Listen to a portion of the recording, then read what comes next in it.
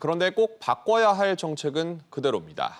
여당이 상위 2%를 대상으로 한 종합부동산세 부과를 추진하고 있는데 억 원 단위의 반올림안을 그대로 끌고 가기로 했습니다. 일단 올해 종부세를 낼 대상은 줄지만 나중엔 대상이 아닌데도 종부세를 내야 할 사람이 생길 수 있다는 게 문제입니다. 정윤영 기자의 보도입니다. 앞서 지난달 유동수 민주당 정책위 부의장은 종부세를 공시가격 상위 2%에만 부과하되 세부 기준액은 억 원 단위에서 반올림하는 내용의 개정안을 발의했습니다. 그런데 억 단위에서 반올림하면 종부세 대상이 아닌 가구까지 과세 대상이 된다는 점에서 반대 여론도 높았습니다. 예를 들어 상위 2% 기준선이 10억 4천만 원이면 반올림해 10억 원이 기준이 되면서 2%가 아닌 사람들까지 종부세를 내야 합니다.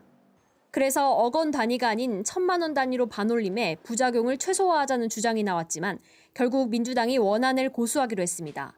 일단 억 원 단위로 반올림을 할 경우 올해 종부세 대상이 줄어듭니다. 2019년 종부세 과세 대상이 8만 3천 가구, 과세 기준이 변경되지 않는다면 올해 대상은 18만 3천 가구로 늘어납니다. 그런데 반올림에 11억 원으로 기준을 높일 경우 9만 4천 가구만 종부세를 내면 됩니다.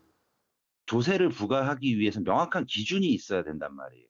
기준 자체가 일관되지 않은 어떨 때는 떨어지고 어떨 때는 오르고 한다라는 것은 공평과세라든가 침해하는 부분들도 있을 수도 있기 때문에 대선을 앞둔 상황에서 납세자 반발을 고려해 대상을 줄였다지만 명확치 않은 기준 때문에 같은 혼란이 반복될 가능성이 높습니다.